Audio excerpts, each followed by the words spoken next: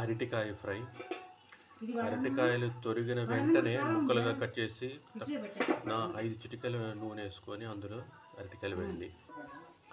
ఒక 6 గంటల పాటు నానబెట్టిన పల్లీలు నానిన తర్వాత ఈ విధంగా అవుతాయి. ఒక అర గ్లాసు నీళ్ళు పోసుకొని ఉప్పు వేసుకొని తింటే ఉంటుంది అరటికాయ ఫ్రై. నానబెట్టిన పల్లీలు.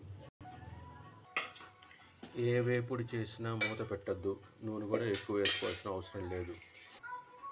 చక్కగా ఉడుకుతున్న పల్లీలు, వేగిన అరటికాయ ఫ్రై.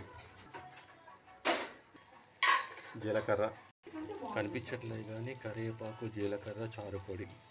సో కారం ఎలానో వేస్తాము. అరటికాయ ఫ్రై నూనె ఎక్కువ వేసుకోవాల్సిన అవసరం లేదు.